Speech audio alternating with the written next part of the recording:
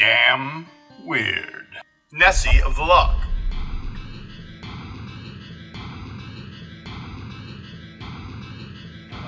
The Loch Ness Monster, or Nessie of the Loch. It's a place filled with mystery and legend.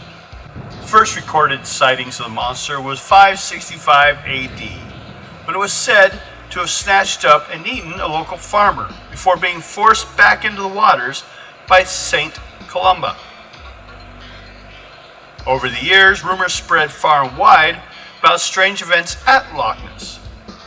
Some believe that ancient Scottish myths about water creatures like kelpies, or water horses, contributed to the notion of creatures living in the depths of the Loch Ness. Until the surgeon's photo, Nessie was seldom, if at all, described with a long neck. In 1933, construction began on the A82, a road that runs along the north shore of the loch. The work involved considerable drilling and blasting, and it is believed that the disruption forced the monster from the depths and into the open around this time. There were numerous independent sightings, and in 1934, London surgeon R.K. Wilson managed to take a photograph that appeared to show a slender head and neck rising from the surface of the water. Nessie hit the headlines and has remained the topic of fierce debate ever since. In the 1960s, the Loch Ness Investigation Bureau conducted a 10-year observational survey, recording an average of 20 sightings per year, and by the end of the decade, mini submarines were being used for the first time to explore the depths of the loch using sophisticated sonar equipment. New public interest was generated in the mid-1970s when underwater photography of what appeared to be a flipper were made public. To this day, there is no conclusive proof to suggest that the monster is a reality. However, many respectable and responsible observers have been utterly convinced that they've seen a huge creature in the water. Prehistoric animal, elaborate hoax, seismic activity, a simple trick of the light. It's even been said that the whole mystery could be explained by the presence of circus elephants in the area in the 1930s. A number of explanations have been suggested to account for the sightings of the creatures. I should say at this time, though, that it has widely been proven that the person behind it, the hoax of the surgeon's photo, has long been dealt with, and that was not an accurate one at all.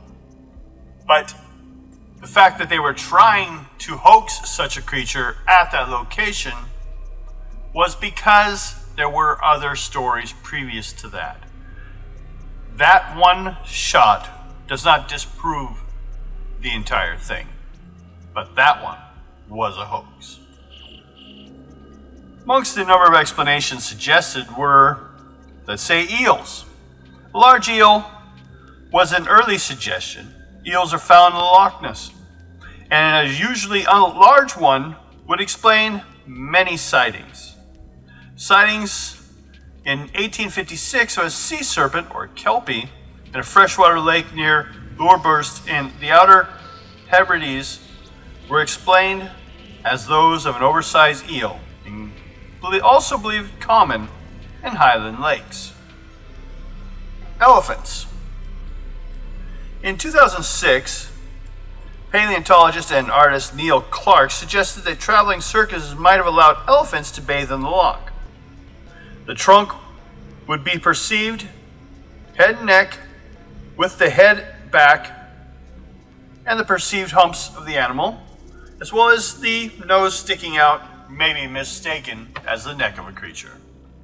The Willis catfish. In 2015, 3 news outlets reported that Steve Feltham, after a vigil at a loch, which was recognized by Guinness Book of World Records, theorized that the monster is an unusually large specimen of Willis catfish, which may have been released during the late 19th century. Catfish are the most common species to attack people in lakes or rivers. The loch is along the Great Glen Fault, and this could be as described of many earthquakes there. Many reports consist of large disturbances on the surface of the water. This could be a release of gas through a fault or tremors, or even landslides down below. Although it may be mistaken for something swimming if you were to see it just from the surface. There's probably no one explanation of the monster. A wide range of natural phenomena have been theorized, including otters, swimming deer, unusual waves. Binns wrote that an aspect of human psychology is the ability of the eye to see what it wants and expects to see. But my theory on it, best support, if you look at some of the old pictures, you will see like a knight fighting this creature on the shore, and it's one of the ones from the loch. And if you look at it closely, the things coming off around the mouth and that, it looks very similar to me, like a large catfish. And catfish have commonly, if you even watch shows like River Monsters or some of these, catfish are probably, from what I've seen, one of the more dangerous. I'm not saying they kill people a lot, but they will attack them. So, that one to me sounds like the best answer. But it would have to be an entire colony of them, because just one. Hopefully no one's foolish enough to think that there's one, like some immortal dragon that's been living here all these years. No. Also, I've seen some myths,